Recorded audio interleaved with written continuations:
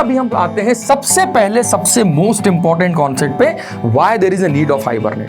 अगर आप object database में स्टोर करना चाह रहे हैं, मैं ये चाहता हूं कि इस डेटाबेस में एक टेबल हो and that table directly store the object. You know what is RDBMS database? RDBMS वो डेटाबेस होते हैं जो डेटा को स्टोर करते हैं टेबुलर फॉर्मेट में। यहां पर अगर आप इस डेटाबेस के साथ डील करने के लिए अगर आप हाइबरनेट को यूज कर रहे हैं तो हम क्या बोलेंगे? अभी हम यहाँ ऑब्जेक्ट की अलग अलग प्रॉपर्टीज देखेंगे, डोंट वरी, ऑब्जेक्ट के अलग अलग स्टेट्स की बात करेंगे। तो मैं यहां पर जब क्वेरी फायर करूंगा तो I am going to use HQL, Hibernate query language, वो completely deal with the class and properties. तो चलिए करते हैं शुरुआत हाइबरनेट वाई के साथ कि क्यों हमारी रिक्वायरमेंट है हाइबरनेट की। हेलो दोस्तों, स्वागत है एक बार फिर आपका डेटाफ्लेयर हाइबरनेट के इस फ्री कोर्स में, जो कि मोस्ट अवेटेड कोर्स था। काफी दिनों से आप इसका इंतजार कर रहे हैं, ठीक है। और पिछले लेक्चर में मैंने आपको यह बताया था कि what are the pre requisitions to learn Hibernate, जहां पर हमने उन सारे कॉन्सेप्ट्स को डिस्कस किया था जो आपको हाइबरनेट के लिए आने चाहिए, like core Java you should know, RDBMS का नॉलेज, ठीक है। देन हमने बात की थी जेडीपीसी का नॉलेज, एसक्यूएल का नॉलेज, ठीक है। अब यहां पर हम बात करेंगे इन सारे नॉलेज की क्यों रिक्वायरमेंट है, राइट। लेकिन देखिए, अब मैं आपको हमेशा एक बात कहता हूं कि जब भी आप कोई नई टेक्नोलॉजी स्टार्ट कर रहे हैं, जब भी आप कोई नया टूल या नई टेक्नोलॉजी पढ़ना शुरू करते हैं, तो सबसे पहला क्वेश्चन जो हमारे दिमाग में आता है व्हाई, ठीक है। व्हाई हाइबरनेट, कि सर हाइबरनेट क्यों पढ़े हम, what is the need of this hibernate, ठीक। एक बार जब हम वाई हाइबरनेट के कॉन्सेप्ट से क्लियर होंगे, जब हमारे दिमाग में यह क्लियर हो जाएगा कि okay this is the reason to learn hibernate, क्योंकि अभी तो यही कंफ्यूजन है कि सर आपने बोल दिया, हमने पढ़ भी लिया, आपने कहा था कि आरडीबीएमएस का नॉलेज ले लेना, हमने ले लिया, आपने कहा था एसक्यूएल आपको आनी चाहिए, हमें आती है, कोर जावा हमें आती है, तो इतना तो सब पढ़ लिया है, जेडीपीसी हमें आता है, हमें तो जेडीपीसी में कोई प्रॉब्लम दिखी नहीं। आप बोलोगे हाइबरनेट जेडीपीसी को अभी रिप्लेस करेगा, यह सब क्यों होगा? क्यों मैं हाइबरनेट पढ़ूं जब when I already know that, मैंने तो एप्लीकेशन भी बना ली है, मैंने तो प्रोजेक्ट डेवलपमेंट भी कर लिया है, तो फिर अब मुझे फ्रेमवर्क की रिक्वायरमेंट क्यों है? तो बिल्कुल ये सारे क्वेश्चन दिमाग में आना ही चाहिए कि जब ऑलरेडी आपने जावा को इस लेवल पे पढ़ लिया है, then what extra, then what next. यही बात आज हमारी होगी वाई हाइबरनेट के बारे में। देन सेकेंड स्टेप पे हम बात करते हैं व्हाट इज हाइबरनेट, ठीक है, कि हाइबरनेट एक्चुअली क्या है, ठीक है। हम बोलते हैं hibernate is an ORM tool.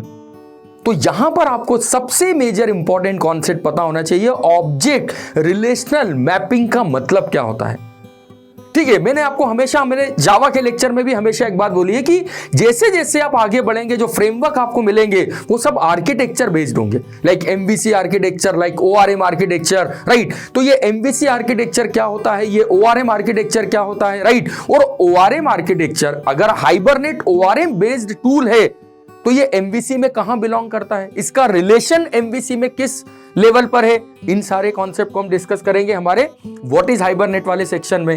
और देन फाइनली जब सब दोनों टॉपिक हमारे क्लियर हो गए, ठीक है, हमें समझ में आ गया क्यों हाइबरनेट पढ़ना है, हमें समझ में आ गया हाइबरनेट क्या है, then finally we start how to learn it, इसको कैसे अब सीखा जाएगा। और फिर हम आएंगे टेक्निकल कॉन्सेप्ट्स पे कि मुझे हाइबरनेट के लिए किन एपीआईज को अपने सिस्टम पे इंस्टॉल करना पड़ेगा, हाइबरनेट में मुझे किस तरीके की कोडिंग लिखने के लिए मुझे हाइबरनेट में किस सॉफ्टवेयर को या किस टूल को यूज करना है, ठीक है, क्या एक्स्ट्रा टूल्स मेरी रिक्वायरमेंट होगी जो मुझे सिस्टम पे इंस्टॉल करने पड़ेंगे, और कैसे फिर हम इसकी प्रोग्रामिंग को शुरू करेंगे। ये सारा पोर्शन या ये सारा जो कॉन्सेप्ट है ये हम कवर करेंगे हमारे हाउ वाले पार्ट में।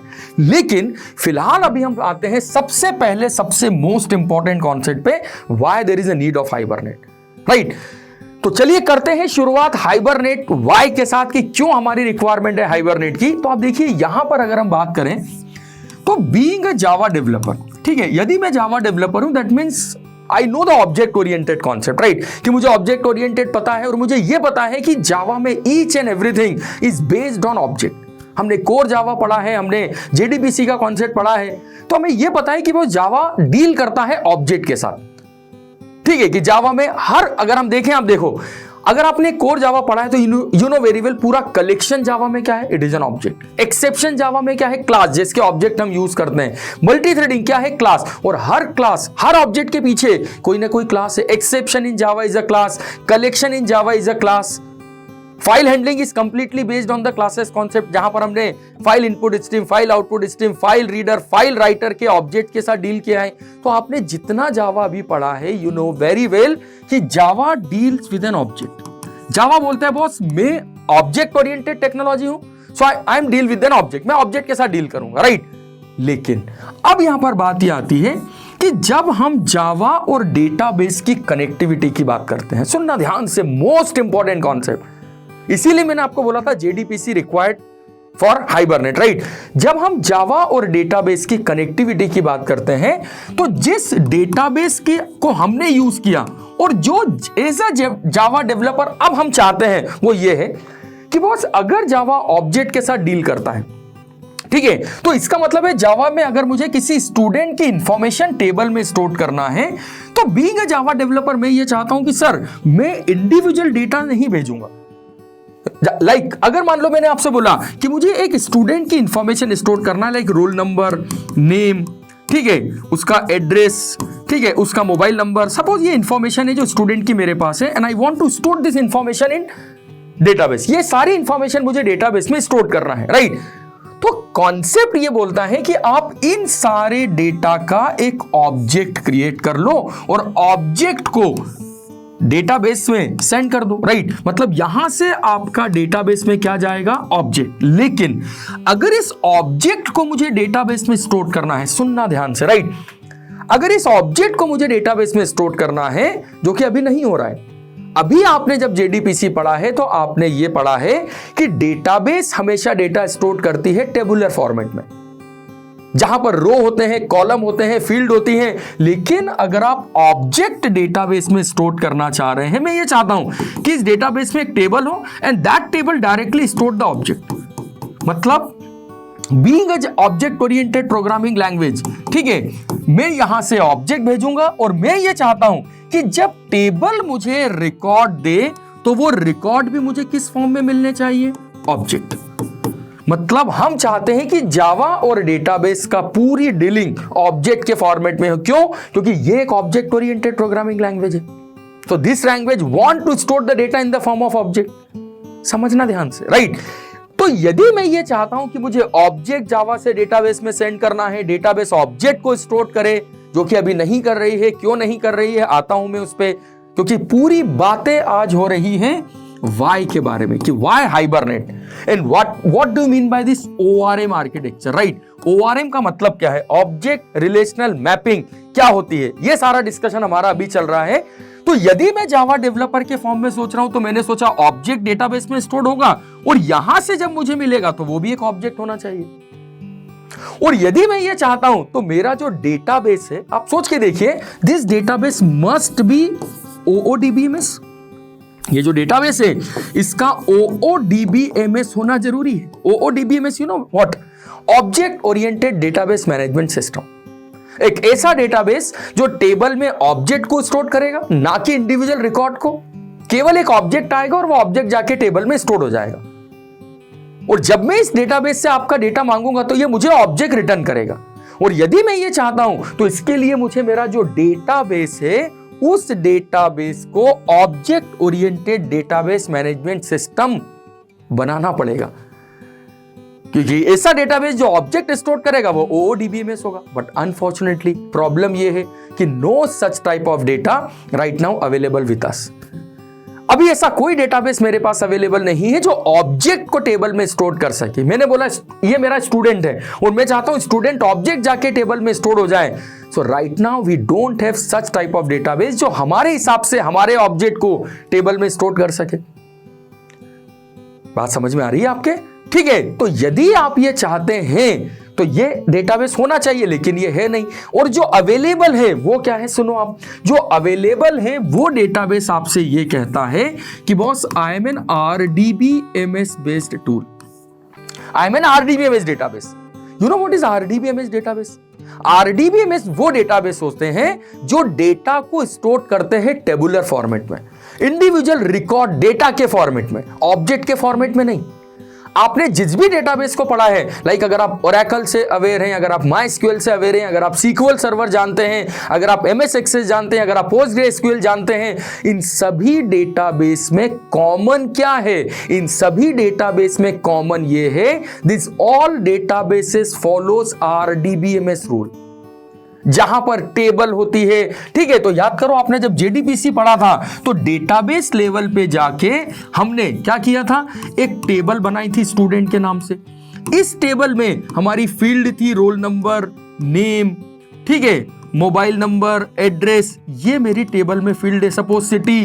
तो यदि आपका डेटाबेस की टेबल, अब आप बताइए क्या ये ऑब्जेक्ट स्टोर हो रहा है?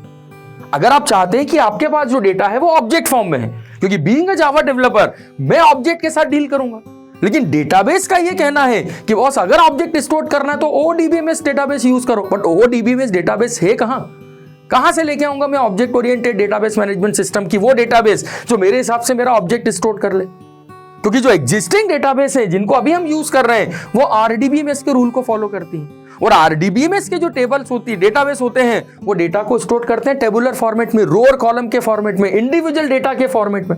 याद करो क्वेरीज, इंसर्ट इनटू कमांड में आपने ऑब्जेक्ट दिया था या वैल्यूज दी थी, roll number, name, address, city, phone number. क्या किया था आपने? जब आपने सिलेक्ट कमांड लिखी तो आपने ऑब्जेक्ट के साथ सिलेक्ट कमांड लिखी? नहीं, आपने कॉलम के साथ सिलेक्ट कमांड लिखी। जब आपने टेबल में रिकॉर्ड अपडेट किए तो आपने क्या दिए थे? इंडिविजुअल डेटा, ऑब्जेक्ट नहीं दिया था। क्योंकि ये जितने भी डेटाबेसेस हैं दे फॉलोस आरडीबीएमएस रूल, और आरडीबीएमएस जिस लैंग्वेज को यूज करता है टेबल से डील करने के लिए, रिकॉर्ड से डील करने के लिए, डेटाबेस से डील करने के लिए, वो एसक्यूएल है, स्ट्रक्चर्ड क्वेरी लैंग्वेज। और एसक्यूएल की हर कमांड टेबल के डेटा की बात करती है कि डेटा देना है, डेटा ही मिलेगा, रिकॉर्ड दोगे रिकॉर्ड मिलेगा, और रिकॉर्ड मतलब कलेक्शन ऑफ इंडिविजुअल डेटा का कलेक्शन रिकॉर्ड कहलाता है। तो यदि आपको इस टेबल में डेटा स्टोर करना है then your data must be, record store करना है then your record must be in the form of data, not in the form of object. तो टेबल जो है ये डील करती है डेटा के साथ।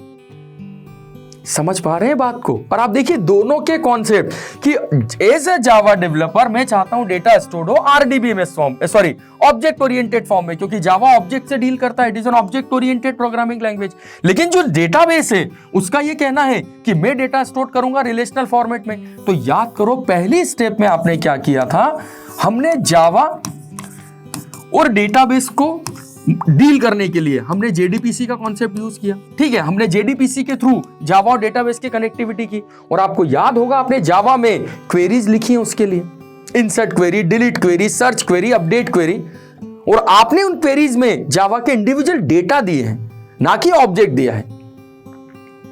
और being a Java developer database कहां है, क्योंकि ये क्वेश्चन ये भी आता है, पता है जब हम एप्लीकेशन डेवलप करते हैं ना, नो डाउट, खैर अवेयर तो अभी भी आगे भी रहना पड़ेगा, लेकिन मुझे लगता है कि कई बार जब मैं जावा में एप्लीकेशन डेवलप करता हूं तो मैं ये भूल जाता हूं कि मैं जावा डेवलपर हूं या मैं डेटाबेस डेवलपर, मैं डेटाबेस एडमिनिस्ट्रेटर हूं या मैं जावा डेवलपर हूं।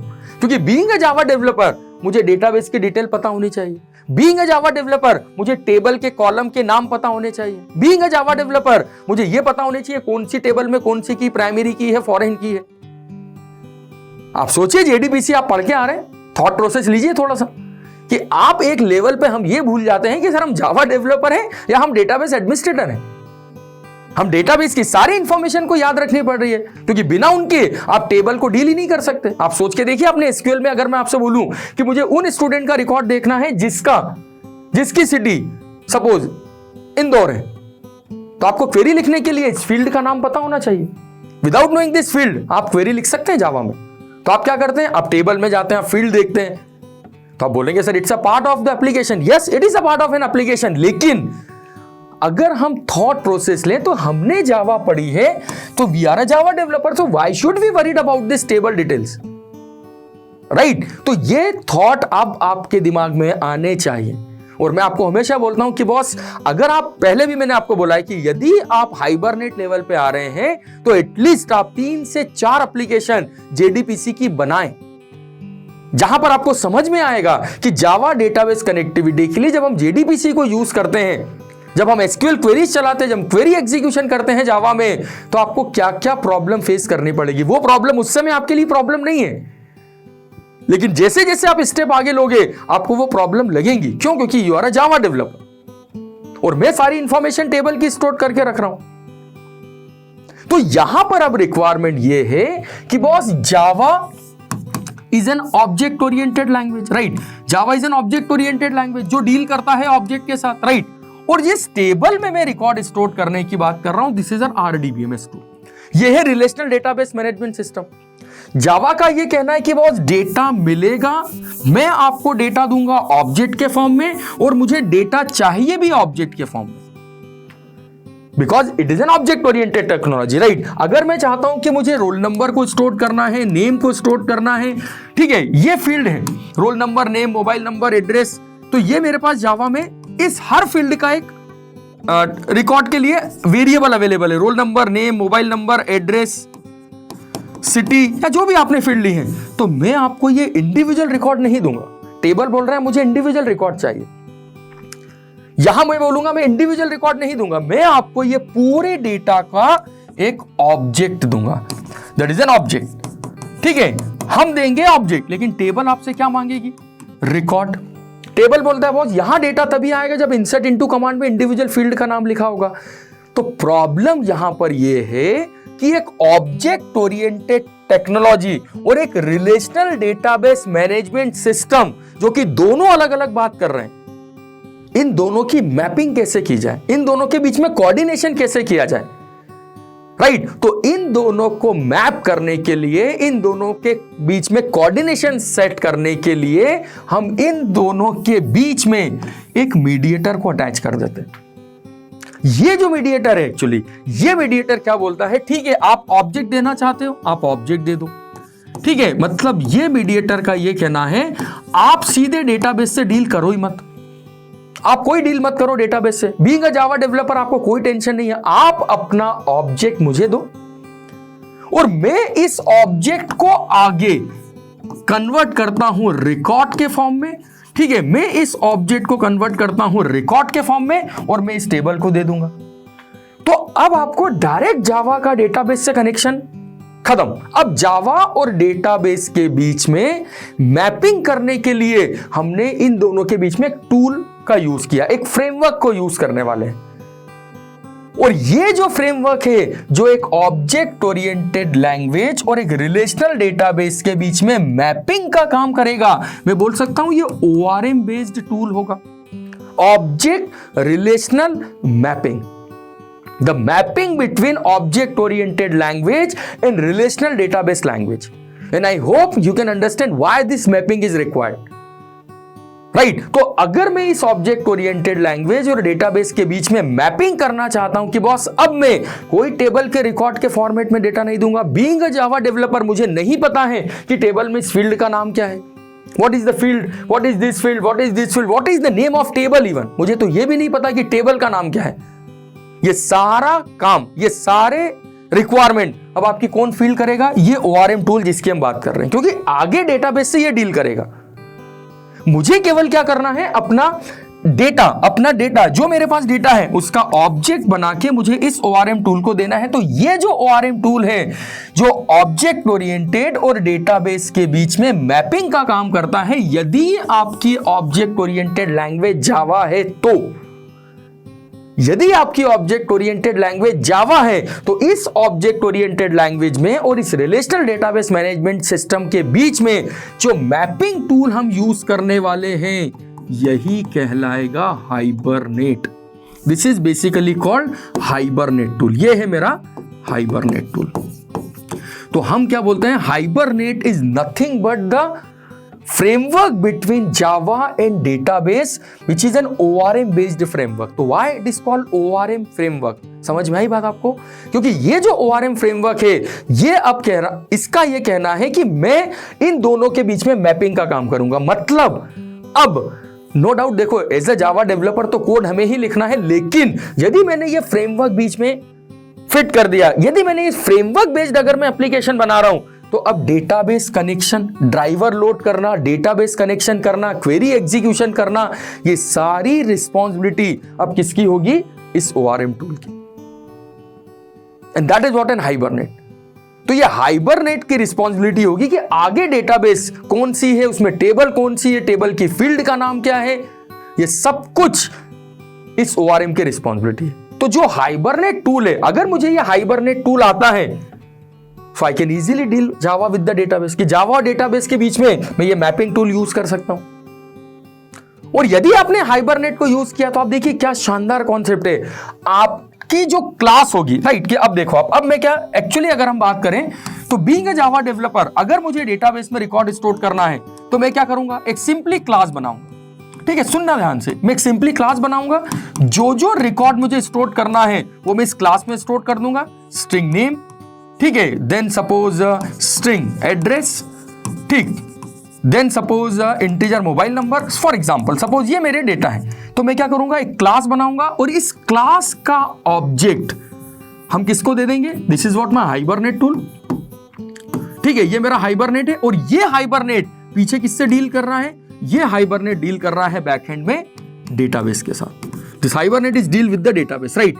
तो ये जो हाइबरनेट है now deal with the database. Okay, तो आप देखिए, समझिए कॉन्सेप्ट को, समझिए। यहां से मैं इसको क्या देने वाला हूं? ऑब्जेक्ट, और मुझे मिलेंगे भी क्या? ऑब्जेक्ट। ठीक है, मैं दूंगा भी ऑब्जेक्ट और मुझे मिलेंगे भी ऑब्जेक्ट। थोड़ा सा मैं ढंग से लिखता हूं इसको, देखिए आप समझिए। ठीक, तो यहां पर अगर आप इस डेटाबेस के साथ डील करने के लिए अगर आप हाइबरनेट को यूज कर रहे हैं तो हम क्या बोलेंगे? अभी हम यहां ऑब्जेक्ट की अलग अलग प्रॉपर्टीज देखेंगे, डोंट वरी, ऑब्जेक्ट के अलग अलग स्टेट्स की बात करेंगे, लेकिन उसके पहले आप हाइबरनेट के रिक्वायरमेंट तो समझ लें। और यहां आपके पास क्या है डेटाबेस में? टेबल। ठीक है, जो आपसे डेटा किस फॉर्म में मांगेगी? रो और कॉलम के फॉर्मेट में, because it's an RDBMS tool या RDBMS है। ठीक है, तो आपसे जो डेटा मांगा जाएगा वो मांगा जाएगा रो और कॉलम के फॉर्मेट में, रोल नंबर, नेम, एड्रेस, ठीक है, सिटी।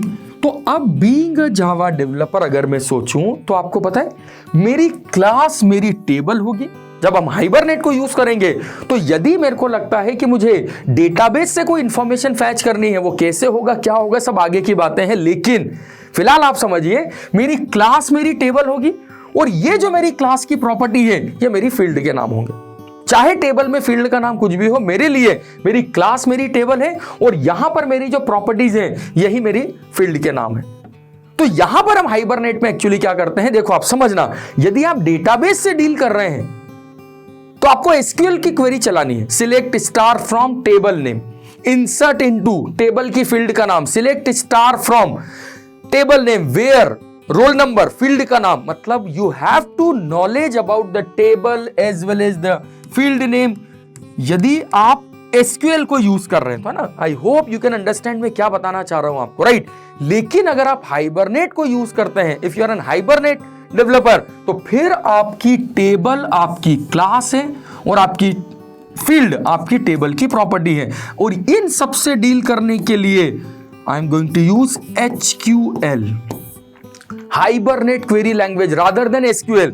मैं दूंगा HQL। ये टूल क्या करेगा? इस HQL को कन्वर्ट करेगा SQL में और डेटाबेस से डील करेगा। वो कैसे होगा, क्या होगा, सब टेंशन की बात नहीं है, सब होगा। लेकिन being a hibernate developer, being a Java developer, now I am deal with my object, class, property, और ये सब मैं यूज करूंगा HQL के थ्रू। अब मुझे टेबल से मतलब ही नहीं है, मेरी क्लास मेरे लिए टेबल है। अगर मुझे क्वेरी लिखनी है तो मैं लिखूंगा select star from student, where, जो भी मेरी फील्ड का नाम है, उस फील्ड का टेबल से क्या कनेक्शन है, that is the header of Hibernate. तो मैं यहां पर जब क्वेरी फायर करूंगा तो I am going to use HQL, hibernate query language, वो completely deal with the class and properties. HQL का कहना है आपको टेबल से मतलब ही नहीं, आपको फील्ड से मतलब ही नहीं है। आप HQL लिखो, this tool is convert this HQL into SQL और ये आगे कम्युनिकेट करेगा टेबल के साथ।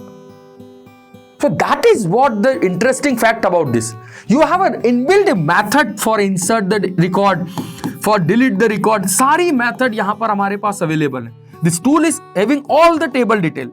ठीक है, sorry, all the fields, all the methods, all this thing is implicitly available in this Hibernate tool. You only knowing about that कि आपके लिए आपकी क्लास और आपकी टेबल, आपको उधर जाना ही नहीं है। आपकी क्लास ही आपकी टेबल है और आपकी प्रॉपर्टी ही आपकी फील्ड है। और ये सारी मैपिंग की जब मैं क्लास को टेबल मानूंगा, जब मैं अपनी प्रॉपर्टी को क्लास की प्रॉपर्टी को फील्ड मानूंगा, और अगर मैंने कोई क्वेरी लिखी तो वो इस टेबल के साथ कैसे डील करेगी। तो यही तो बात है, ये काम करेगा आपका ये टूल जो एचक्यूएल को एसक्यूएल में कन्वर्ट करेगा, जैसा मैंने भी आपको बताया। तो आई होप आप ये समझ पा रहे हैं कि how we can map an object oriented language with the relational database management system, and that is what the ORM concept. ये है ऑब्जेक्ट रिलेशनल मैपिंग, कि we are actually map an object oriented language with the relational database management system, because problem is that front end पे आपके पास जो language available है वो object oriented है, और बैक एंड में आपके पास जो डेटाबेस अवेलेबल है वो रिलेशनल डेटाबेस मैनेजमेंट सिस्टम है। दोनों अपने अपने एंड पे सही है। ऑब्जेक्ट ओरिएंटेड का कहना है हमारे पास डेटा ऑब्जेक्ट फॉर्मेट में अवेलेबल है। याद करो कलेक्शन, याद करो आपने जब अपनी क्लासेस बनाई है, student classes, model classes, collection classes, तो आपके पास तो हर डेटा यहां पर ऑब्जेक्ट फॉर्म में अवेलेबल है, रैपर क्लासेस, राइट। और यहां पर डेटा मांगा जा रहा है इंडिविजुअल कॉलम टेबल फॉर्मेट में। सो ऑब्वियसली बात है, we require this mapping here. तो मैंने आपको क्या बोला, ये जो मैपिंग टूल है ये हाइबरनेट है यदि आप जावा को as a front end use कर रहे हैं। But if you are an dotnet developer, if you are a dotnet developer, तो हाइबरनेट की जगह आप यूज करोगे N hibernate. For dotnet application the similar mapping tool is available, लेकिन वो डील करता है जावा और डेटाबेस के साथ, and that is an hibernate. तो सी ORM कोई ऐसा कॉन्सेप्ट नहीं है जो केवल जावा के लिए एप्लीकेबल है। Actually ORM is object relational mapping, and when we are talking about object relational mapping in Java we are going to use hibernate tool. अब मेजर क्वेश्चन ये आता है कि सर ये हाइबरनेट MVC आर्किटेक्चर में कहां belong करता है। तो आपको याद है हमने एक MVC आर्किटेक्चर भी पढ़ा है जावा में। MVC का मतलब है view, second one is controller, ठीक है, second one is controller, and third level पे होता है हमारा मॉडल, ठीक है। तो याद करो हमने क्या पढ़ा था MVC आर्किटेक्चर में, कि व्यू मतलब वो पार्ट जहां पर आपका डेटा यूजर से इंटरेक्शन करेगा। तो यदि ये वेब एप्लीकेशन है तो आपका पेज होगा HTML या JSP, ठीक है, JSP। यदि आप डेस्कटॉप एप्लीकेशन की बात कर रहे हैं तो हमने स्विंग्स भी पढ़ा है, और यदि आप कंसोल एप्लीकेशन की बात कर रहे हैं तो कंसोल एप्लीकेशन को भी हम व्यू मानते हैं। तो जावा में व्यू एक HTML JSP का पेज हो सकता है जो कि वेब एप्लीकेशन हो सकती है, स्विंग हो सकता है जो कि डेस्कटॉप एप्लीकेशन हो सकती है, और कंसोल एप्लीकेशन के लिए जो हम मेन लिख के कंसोल एप्लीकेशन पढ़ते हैं कोर जावा में, ये कंसोल एप्लीकेशन हो सकती है। तो व्यू वो पार्ट होता है जहां से डेटा कंट्रोलर के पास आता है। याद है आर्किटेक्चर MVC, और अगर इसमें भी कोई डाउट है तो please refer my lecture of MVC architecture, जहां पर हमने MVC बेस्ड एप्लीकेशन को डेवलप करना सीखा है। कंट्रोलर वो पार्ट होता है जहां पर हम हमारी एप्लीकेशन के बिजनेस लॉजिक लिखते हैं, ठीक है। बिजनेस लॉजिक जो लिखे जाते हैं वो हमेशा कहां लिखे जाते हैं, कंट्रोलर में। तो वेब एप्लीकेशन के लिए कंट्रोलर कौन होता है, वेब एप्लीकेशन के लिए कंट्रोलर आपका सर्वलेट होता है, ठीक है। सर्वलेट इज अ कंट्रोलर, या JSP is also used as a controller. JSP is used for both front end and as well as controller, कि JSP as a front end भी यूज होता है व्यू के लिए भी और कंट्रोलर के लिए भी। और तीसरे लेवल पर होता है हमारा डेटाबेस। डेटाबेस हमेशा किस लेवल पे वर्क करता है, मॉडल लेवल पे। तो जो MVC आर्किटेक्चर होता है वो ये बोलता है कि आप अपनी पूरी एप्लीकेशन को मल्टीपल पार्ट में डिवाइड कर दो। लेकिन अब इसमें क्वेश्चन ये है कि सर अगर मान लो मुझे MVC के साथ साथ इसमें ORM को लेके आना है, हाइबरनेट को लेके आना है, तो हाइबरनेट जो है वो इस आर्किटेक्चर में किस लेवल पे वर्क करेगा, हाइबरनेट किस पार्ट को बिलोंग करेगा। Hibernate actually belongs to this part. यहां होगा आपका ORM आर्किटेक्चर, यहां आप इंप्लीमेंट करोगे हाइबरनेट बेस्ड एप्लीकेशन। तो हाइबरनेट को जब हम यूज करते हैं MVC आर्किटेक्चर के साथ तो it is always be at the model level. क्योंकि मैंने आपको हाइबरनेट के बारे में क्या बोला है, hibernate is actually a tool who deal with the database, जो ऑब्जेक्ट ओरिएंटेड फॉर्म और डेटाबेस के बीच में मैपिंग का काम करेगा। तो यदि MVC आर्किटेक्चर की हम बात कर रहे हैं तो MVC आर्किटेक्चर में this hibernate is belong to the database level, ये डेटाबेस लेवल पर इंप्लीमेंटेशन वाला पार्ट होगा। तो यहां पर अगर आप देखो तो एक्चुअली आपने एक आर्किटेक्चर में आर्किटेक्चर को इंप्लीमेंट किया है कि आपका जो एक्चुअल एप्लीकेशन है वो बेस्ड है MVC आर्किटेक्चर पे, लेकिन उस MVC आर्किटेक्चर में आपने अपने डेटाबेस वाला जो पार्ट है वो डिजाइन किया है ORM आर्किटेक्चर को यूज करके। तो हाइबरनेट को यूज करके हम क्या करते हैं, हमारा पूरा डेटाबेस का पार्ट रेडी करते हैं, ठीक है, यूजिंग दिस मैपिंग टूल। और उस टूल को जो हमने डेटाबेस के लिए रेडी किया है उसको हम यूज करते हैं मॉडल लेवल पे, जो कि डील करता है किसके साथ, कंट्रोलर के साथ, और इधर कंट्रोलर डील करता है किसके साथ, व्यू के साथ। ठीक है, so that is what actually MVC based application. ठीक है, ये एमवीसी बेस्ड एप्लीकेशन है तो जो हम जावा में जनरली वेब एप्लीकेशन के साथ में यूज करते हैं, जहां पर हम HTML, JSP, CSS को यूज करके हमारे वेब पेजेस डिजाइन करते हैं। ठीक है, और फिर इनको डील करते हैं हम बिजनेस लॉजिक्स के साथ, सर्वलेट JSP के कॉन्सेप्ट के साथ, और फिर आगे ये डील करता है डेटाबेस के साथ। तो जब ये डीलिंग होगी तो इसमें अगर आपका ORM बेस्ड टूल रेडी है तो ये ORM बेस्ड टूल आपसे डेटा लेगा और बाकी इंटरनल डेटाबेस से इंटरेक्शन करना है तो ये हाइबरनेट, मतलब ये ORM टूल MVC में कहां पर है, मॉडल लेवल पे, और एक्चुअली इसका आर्किटेक्चर ये है कि इसको चाहिए डेटा, वो डेटा इसको कहीं से भी मिले। अब देखिए जो मैं बात कर रहा हूं कि ये जो डेटा है, ऑब्जेक्ट है, ये इस ORM को चाहे सर्वलेट से मिले, चाहे JSP से मिले, चाहे स्विंग से मिले, चाहे कंसोल से मिले, इसके पास जो डेटा आएगा वो ऑब्जेक्ट फॉर्म में आएगा। ठीक है, इसको क्या चाहिए, object, it required an object. अब ये ऑब्जेक्ट इसके पास किस तरीके से आ रहा है, दैट डजंट मैटर। तो इसका मतलब है मैं ये कह सकता हूं कि बस ORM बेस्ड एप्लीकेशन जो बनती है वो कभी ऐसा नहीं बोलेंगे हम कि ORM बेस्ड या Hibernate is only used in Java for web development ना। ORM बेस्ड टूल अगर आप हाइबरनेट को यूज कर रहे हैं, so with this tool you can develop any type of application वो interact with the database, whether it is console application, whether it is web application, whether it is desktop application. It doesn't matter कि आप कौन सी application बना रहे हैं, क्योंकि application कौन सी बनेगी ये तो ये डिसाइड करेंगे व्यू और कंट्रोलर। ये जो पार्ट है ये तो डेटाबेस लेवल पे डील कर रहा है, तो इसको कोई मतलब ही नहीं है कि आपका डेटा वेब से आ रहा है या आपका डेटा कंसोल से आ रहा है या आपका डेटा डेस्कटॉप से आ रहा है। मतलब ORM टूल का किसी भी व्यू लेवल से कोई कनेक्शन नहीं है। ORM कभी हम ये नहीं बोलते कि hibernate is only work when you are using servlet or when you are using JSP. It is a common application for any type of, it is a common framework for any type of application. तो I hope आपको यह समझ में आया है कि why hibernate is that much important, कि hibernate हम क्यों पढ़ रहे हैं, what is ORM architecture, object relational mapping क्या होती है। एंड बिलीव मी, ये मेरा एक्सपीरियंस कहता है फ्रॉम द लास्ट 10-15 ईयर, ठीक है, जहां पर thousands of student got placed in the different MNCs, and जब मैं उनके एक्सपीरियंस से शेयर करता हूं तो वो बताते हैं कि sir really this tool is very much helpful in industry. कि जब आप हाइबरनेट के साथ अपनी एप्लीकेशन डेवलप करते हैं, यदि आपका प्रोजेक्ट हाइबरनेट के साथ आपने डेवलप किया है तो boss it is ice on the cake का कॉन्सेप्ट है।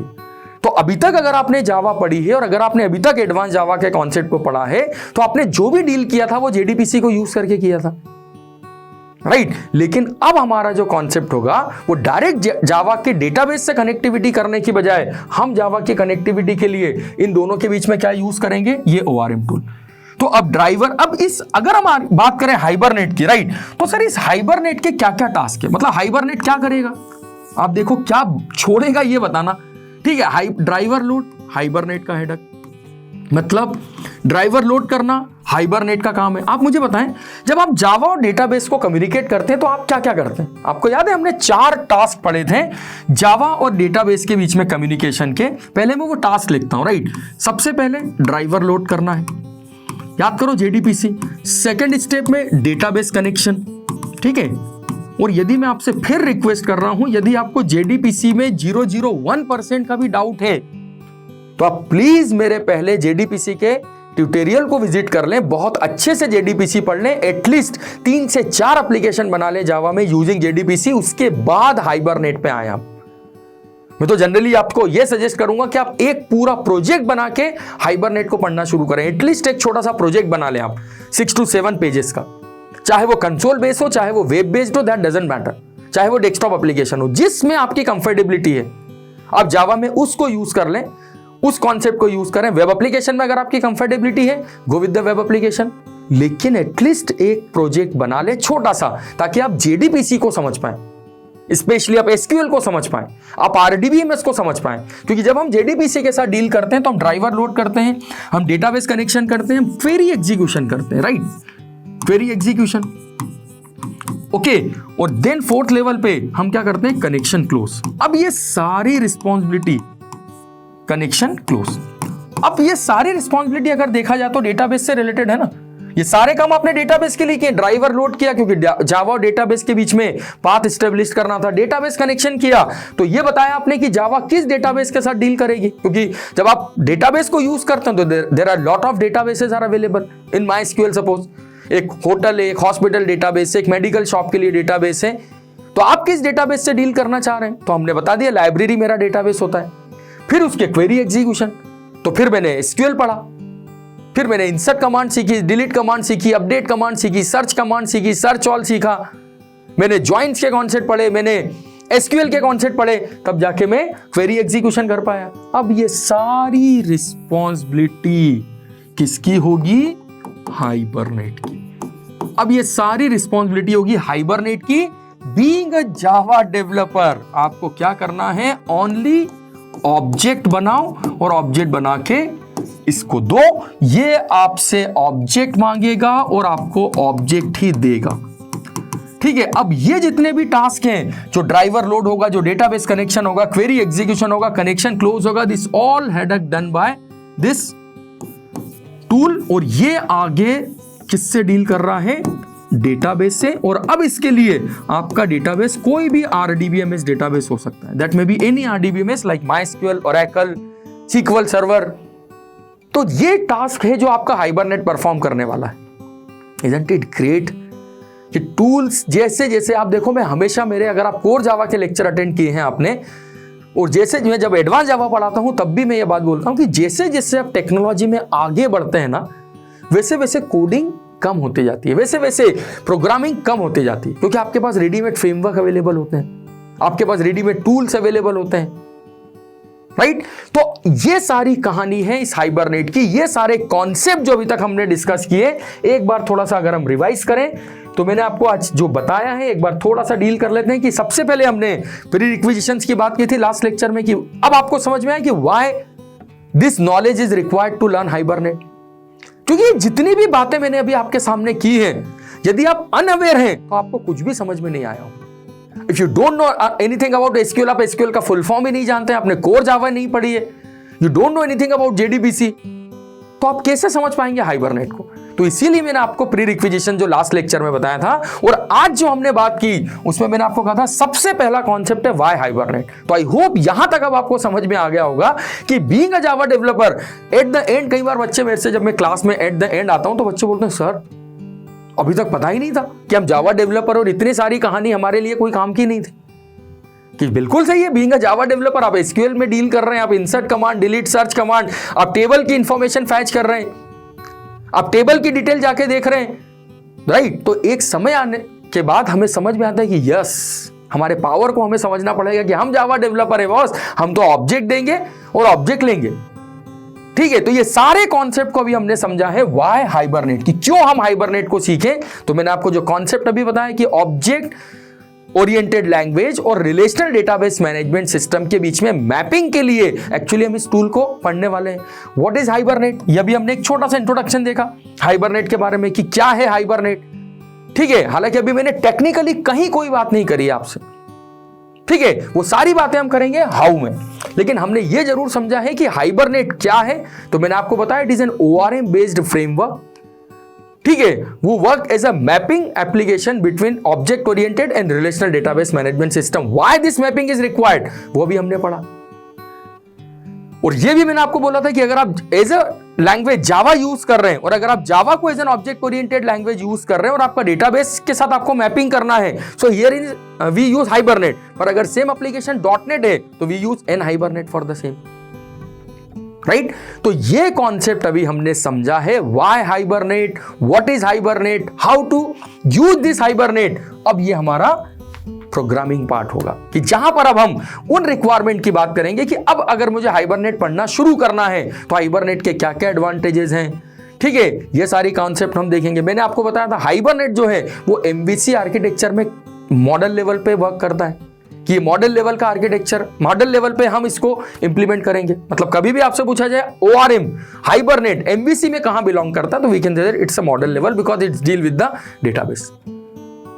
तो ये सारे कॉन्सेप्ट को भी हमने समझा है। अब जब हम हाउ पे आएंगे तो अब हम हाइबरनेट के बारे में थोड़ा सा टेक्निकल बात करना शुरू करेंगे इसकी प्रॉपर्टी को समझेंगे, इसकी एपीआईज को समझेंगे, इसको किस तरीके से यूज करना है, इसके लिए कौन सा टूल हमारे लिए रिक्वायर्ड है, टूल इन द सेंस कि हम कौन सा आईडीई इसके लिए यूज करेंगे, हम इक्लिप्स यूज करेंगे, हम नेटबीन्स यूज करेंगे या हम नोटपैड में कोड लिखेंगे। इन सारे कॉन्सेप्ट को अब हम डिस्कस करेंगे हमारे नेक्स्ट पार्ट में, जहां से हम हाइबरनेट की एप्लीकेशन को डेवलप करना शुरू करेंगे। ठीक है, तो चलिए करते हैं मुलाकात नेक्स्ट लेक्चर में। आई होप यहां तक अभी कॉन्सेप्ट आपको समझ में आया है, और यदि वीडियो पसंद आए तो प्लीज लाइक करें और दोस्तों के साथ शेयर भी करें। तो मैं मिलता हूं आपसे नेक्स्ट क्लास में one of the fantastic tool के साथ, एंड दैट इज हाइबरनेट।